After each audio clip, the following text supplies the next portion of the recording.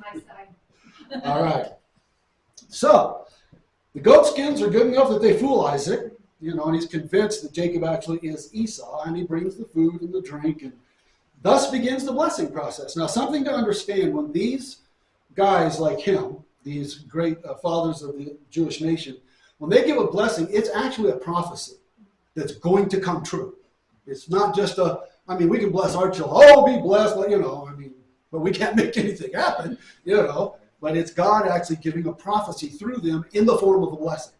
So what he tells them, that's going to happen. Absolutely. So here's what he says. Verse 26.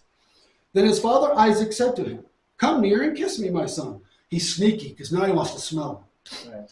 So he came near and kissed him, and Isaac smelled the smell of his garments and blessed him and said, "See, the smell of my son is as the smell of a field that the Lord has blessed. May God give you of the dew of heaven and of the fatness of the earth, and plenty of grain and wine. Let people serve you, and nations bow down to you. Be Lord over your brothers, and may your mother's sons bow down to you." See in the prophecy? Cursed be everyone who curses you, and blessed be everyone who blesses you. Where have we heard that before? Who was that given to?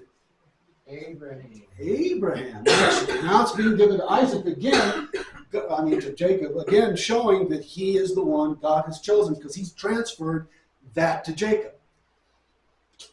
Now it was already going to happen because God said to Abraham, all your descendants, it'll be like this. But he's formally transferring that and marking Jacob as the one at this point in time.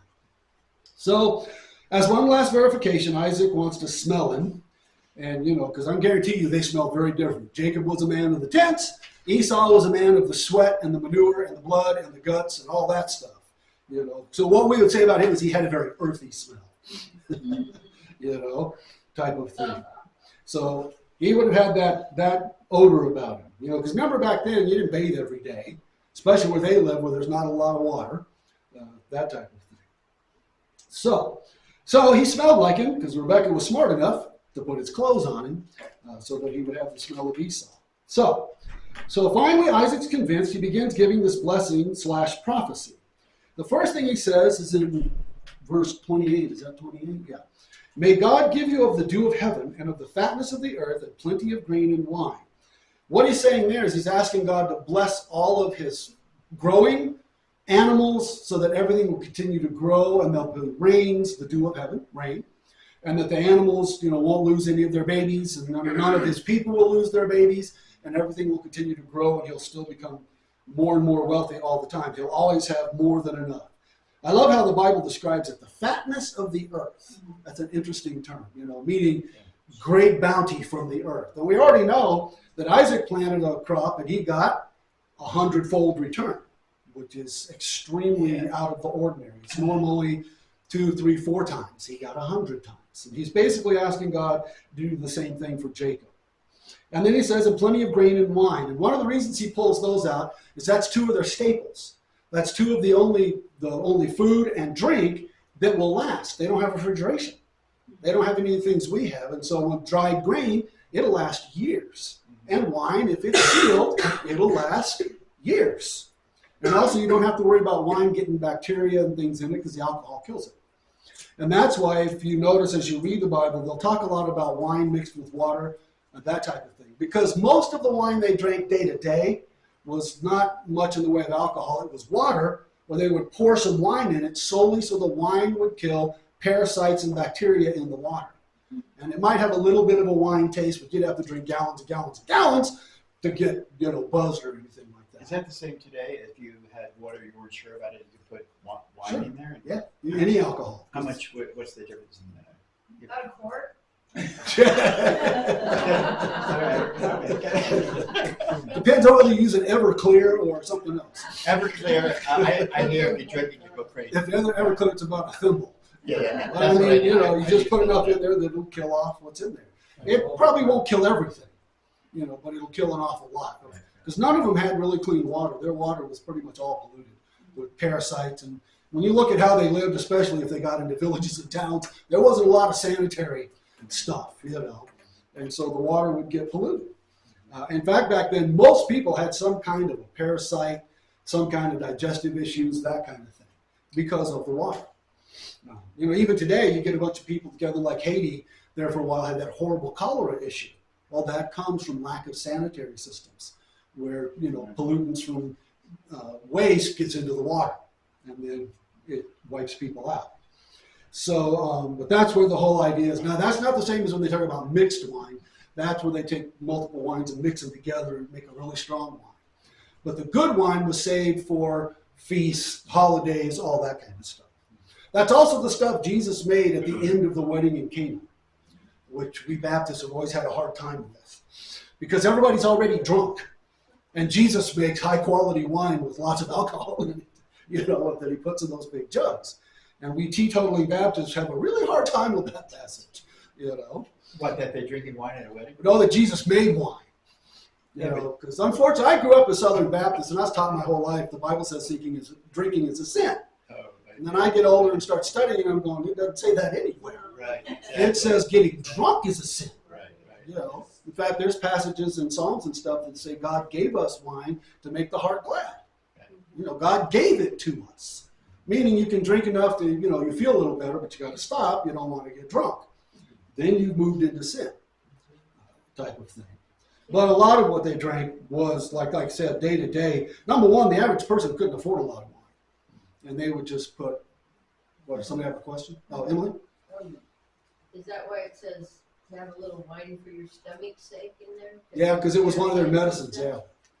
Yeah, interesting. Wine and olive oil were two of their medicines that they had, for the average person.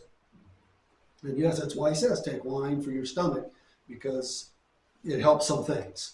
Particularly if you might have had some kind of a parasite in there that the alcohol might kill, things like that. So, let's see. All right, so God asked to make sure that Jacob would be successful in farming and raising animals. What Jacob's really good at is animal husbandry. We haven't been told that up to this point, but he is. He's very good, and he really cares about the animals. And we find that later on, we'll see it, as he goes to Laban, Rebekah's brother, and tries to get a wife. And remember, he has to work he gets Leah switched in on him when he wants Rachel, and then he works at 7 years, and he works 7 years for Rachel. But during that time, Laban's herds grow like crazy. He becomes very wealthy because of Jacob. It's not just that God blesses him. When we go through it, you'll see that Jacob works very hard at taking care of the animals. He's very concerned. He's always out there. He's out there day and night, cold, heat, wind, doesn't matter. He's out there taking care of the animals. Now comes the part that's really not going to go well with the rest of the family. In verse 29, it says, let peoples serve you and nations bow down to you. Again, a prophecy of what's going to come to the nation of Israel far in the future. Hundreds of years in the future, there's going to be a time when peoples are going to serve Israel and nations around them will bow down to them. Let's see. The first occurrence of this, it's why I had you go to Joshua 9. The first occurrence of people bowing down to them and being their slaves occurs in Joshua 9, where Joshua messes up and doesn't do what God told him to exactly. It's not because he did it on purpose. He got fooled, but the one mistake Joshua makes is he doesn't go and inquire of the Lord. He tries to figure this out himself, and he screws it up. So we'll look at starting in verse 3 of Joshua 9. But when the inhabitants, now this is when Joshua first came into the land, and God said, kill everybody or run them out of the land, but get all the Canaanites out of the land. If any stay, they'll corrupt you, and you'll end up worshiping their gods. So it says, but when the inhabitants of Gibeon, that's a Canaanite city in the land, heard what Joshua had done to Jericho and Ai, they on their part acted with cunning and went and made ready provisions and took worn-out sacks for their donkeys and wineskins, worn out and torn and mended, with worn-out patched sandals on their feet and worn-out clothes. And all their provisions were dry and crumbly. And they went to Joshua in the camp at Gilgal and said to him and to the men of Israel, we have come from a distant country. See, that's why they made everything old and patched and worn out, because those were new when they left their country, and now they've had to travel so long that's what happened. That's going to carry out the ruse that they're not from the land of Canaan. They're from far outside the land of Canaan. We have come from a distant country, so now make a covenant with us. But the men of Israel said to the Hivites, perhaps you live among us. Then how can we make a covenant with you? They said to Joshua, we are your servants. And Joshua said to them, who are you, and where do you come from? they said to him, "From a very distant country your servants have come, because of the name of the Lord your God, for we have heard a report of him and all that he did in Egypt, and all that he did to the two kings of the Amorites who were beyond the Jordan, to Sihon the king of Heshbon, and to Og king of Bashan, who lived in Ashtaroth." And if you remember, Og was a giant. He was around 12 feet tall, and both of their militaries were extremely powerful and feared in the area, and yet the Israelites had absolutely destroyed both of them, just wiped their militaries out. So our elders and all the inhabitants of our country said to us, "Take provisions in your hand for the journey, and go to meet them and say to them, 'We are your servants. Come now, make a covenant with us. Here's our bread. It was still warm when we took it from our houses as our food for the journey on the day we set out to come to you. But now behold, it is dry and crumbling. These wineskins were new when we filled them, and behold, they have burst. And these garments and sandals of ours are worn out from the very long journey.' So the men took some of their provisions, but did not ask counsel from the Lord." This is where the problem begins. "And Joshua made peace with them and made a covenant with them to let them live, and the leaders of the congregation swore to them. At the end of 3 days after they had made a covenant with them, they heard that they were their neighbors and that they lived among them. And the people of Israel set out and reached their cities on the 3rd day. Now their cities were Gibeon, Chephirah, Beeroth, and Kiriath Jearim. But the people of Israel did not attack them, because the leaders of the congregation had sworn to them by the Lord, the God of Israel." See, they swore an oath. So even though they disobeyed God, their oath holds, and God would be very angry if they broke that oath. So they've got to keep it. Then all the congregation murmured against the leaders. But all the leaders said to all the congregation, "We have sworn to them by the Lord, the God of Israel, and now we may not touch them. This we will do to them. Let them live, lest wrath be upon us, because of the oath that we swore to them." And the leaders said to them, "Let them live." So they became cutters of wood and drawers of water for all the congregation, just as the leaders had said to them. So here, the Gibeonites fooled them, and now they're their servants, their slaves. That's a fulfillment of the prophecy given to Jacob. The nations and peoples would bow down to them and serve them. Did David, when he shot that guy with his slingshot, was that one of the giants that? Yeah, Goliath was a remnant of the Rephaites, the giants. What, Yep. 7, 8 feet, 9 feet? He was 9 feet, 9 feet. but he was a runt amongst the Compared, giants, yeah. because most were 11, 12 feet. Right. Og had an iron bed that was 13 feet long, meaning he was approximately 12 feet tall. You sure that wasn't for the rest of his girlfriends? And the rest of the, and you'll see that pop up all over gobs and gobs and gobs of ancient literature. Have they found any These bones of giants. this? That's a really good question, because there are a lot of reports, especially in the United States, or in America, where they have found the bones of giants and very reputable people at the time. Now, this is in the 1800s and into the early 1900s, said that they found it. And? Well, they call the Smithsonian, and they come out, and the bones disappear, never to be seen again. Why do they do that? Well, because it doesn't fit the evolutionary plan. Yeah, exactly. See, that's the problem. You can't have stuff that violates the evolutionary plan. I know. And so it all gets, just like when they go to Egypt and Assyria and other places, and they dig up things that are technologically way too advanced for those people, it disappears. And it goes into the basement of a museum somewhere, never to be seen again. And we only know about it because of people that saw it and write about it and talk about it, but you can't get the original. I heard on a documentary that they found the bones of giants in a cave in the state of Nevada. Yes, I've read that one in several different places. They were red-haired. They were in the area where the Native Americans were, and I can't remember who it was, Paiutes.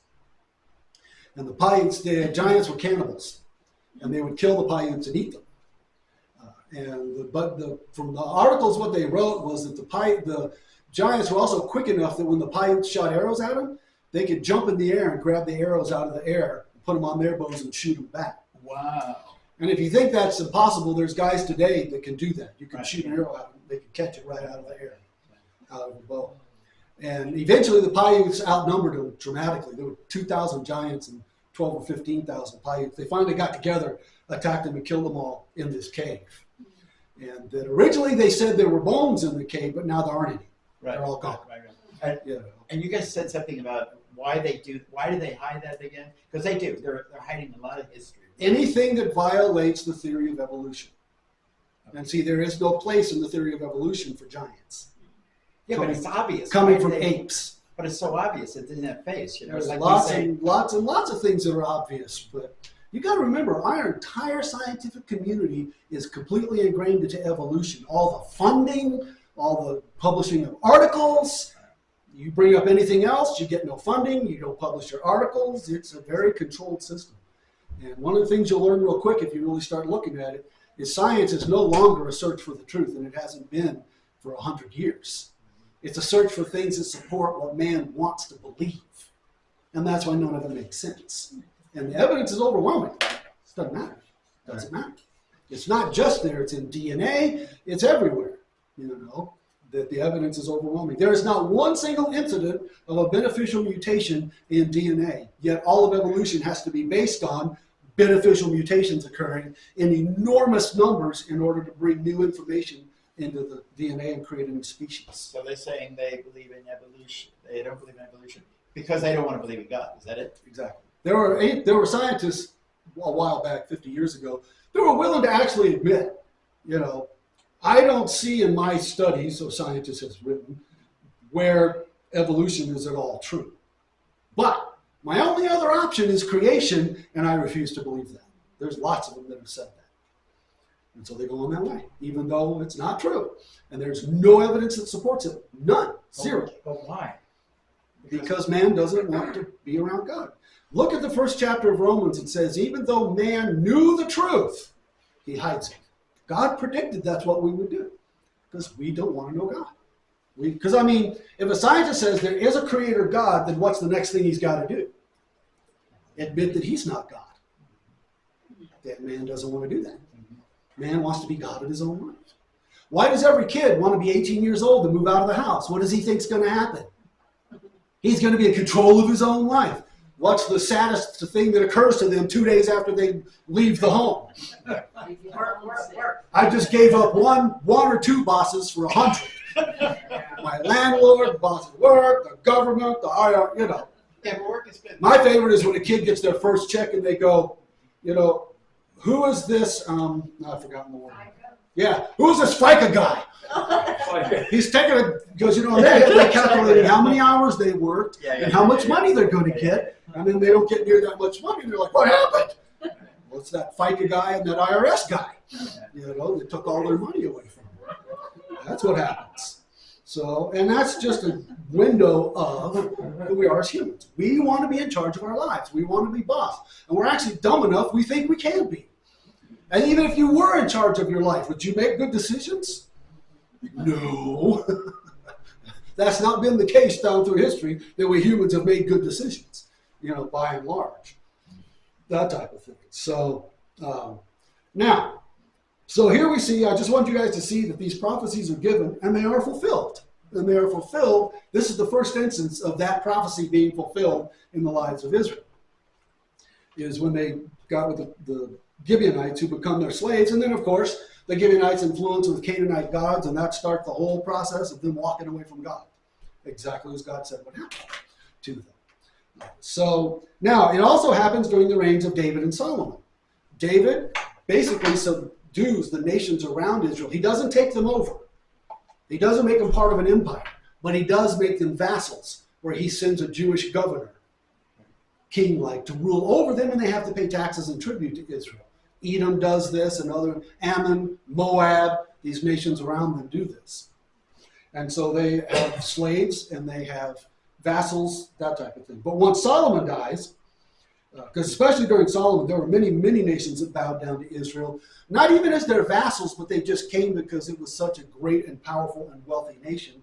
An example of that, I was supposed to put that up there and forgot. To give you night deception. Is the Queen of Sheba. Remember her? Yep. She's from way down in the south along the coast where all of the spices are that make those countries extremely wealthy in ancient times. She comes up because she's heard about him, and that's what it says. 1 Kings 10:6 and 7 says, the Queen of Sheba, and she said to the king, to Solomon, he's taking around showing her everything in his kingdom. The report was true that I heard in my own land of your words and of your wisdom, but I did not believe the reports until I came and my own eyes had seen it. And behold, the half was not told me. So at first she's saying, I didn't believe it because it sounds too good to be true. Now that she's seen it, she goes, my gosh, it's twice as what I could possibly think of. Okay, your wisdom and prosperity surpassed the report that I heard.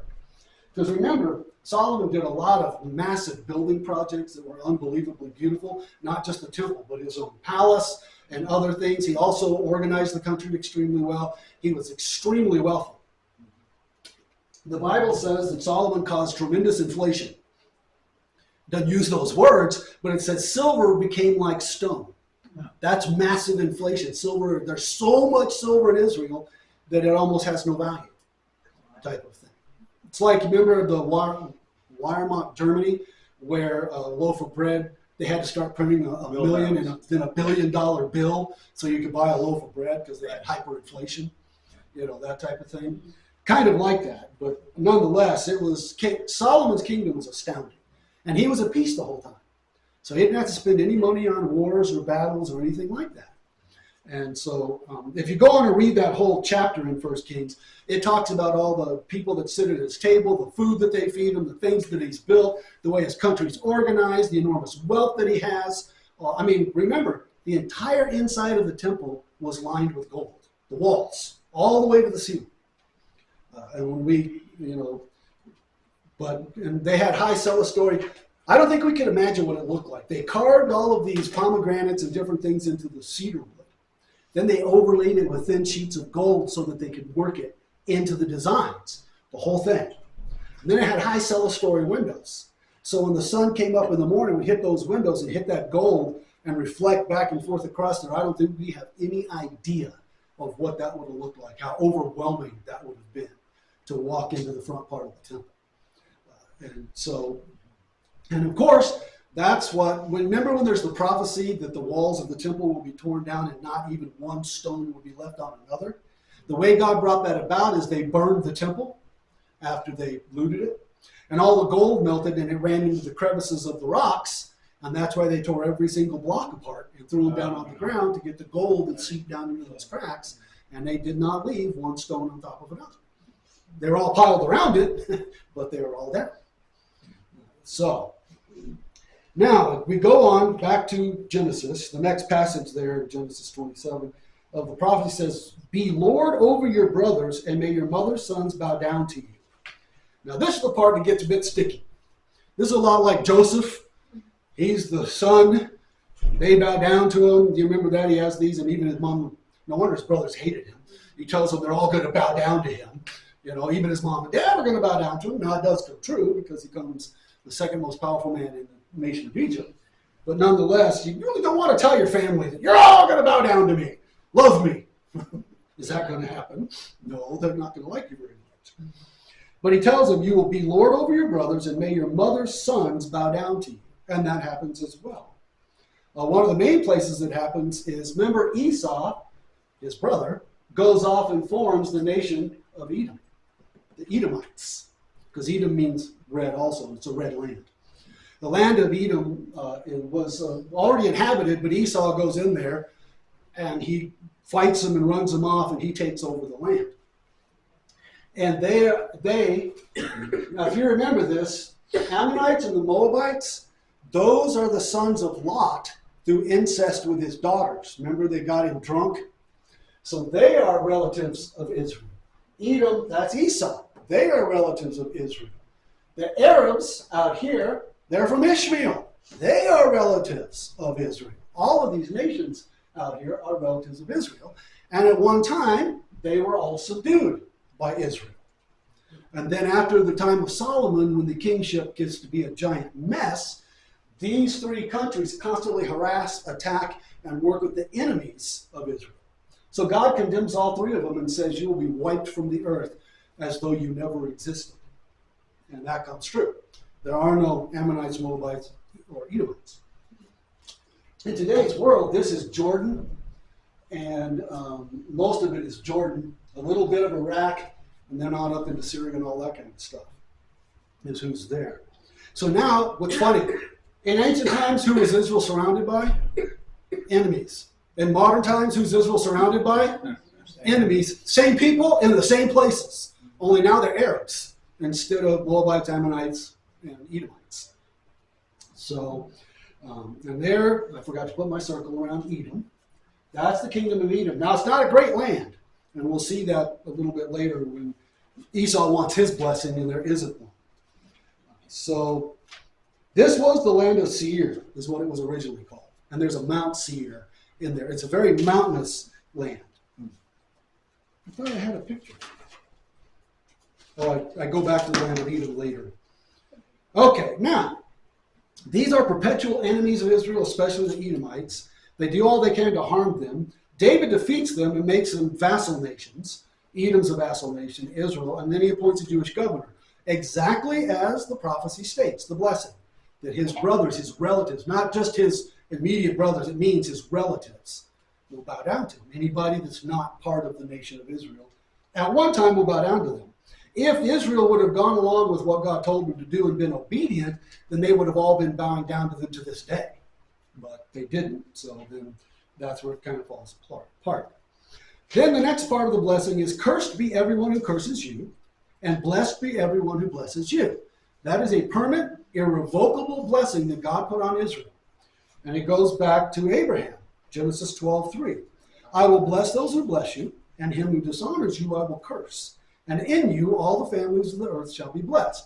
Of course, that last part's talking about Jesus. But it's very clear. You bless Israel, you're blessed. You harm Israel, you're harmed. It's that simple. And you can go down through history, and you can see this over and over and over, event for event. Now, does this relate to Christians at all? Oh, it doesn't matter who you are. You don't bless Israel, you curse Israel, Got it. you're going to Okay. get cursed. Okay, got it. Yeah. That's one of the reasons Christians have always been the only friends of Israel. And it's funny because for a long, long, long time, the nation of Israel hated the Christians. But we're their only friends in the world. The only reason the United States is allied with Israel is us. The non-Christians in America right now are working in every election to get that removed because we give them approximately $3 billion worth of weapons a year. It's the reason Israel's able to defeat their enemies around them is they get their weapons from us. And it's the only nation in the world we give our top-level weaponry to. At least we did in the past. Other nations, we'll give them F-4s, which are really old. We'll give them maybe some of the F-16s, older F-16s, because those are being phased out. That type of thing. Only Israel gets the F-35, the F-22 Raptor, the brand new aircraft. The funny thing is, they take them, they modify them, and they make them better than what we gave them in almost every case. Now, a lot of times they're getting to where they're making their own weaponry and stuff, so they actually have their own missiles and whatnot. But they also buy missiles and all kinds of things from us. So, Well, it's nothing compared to what we're throwing into the trash with Ukraine. yeah. So now, we can see this promise being carried out throughout history and into our time today.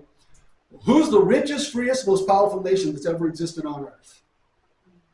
America? America. There's no nation that's ever come close to the wealth this nation has.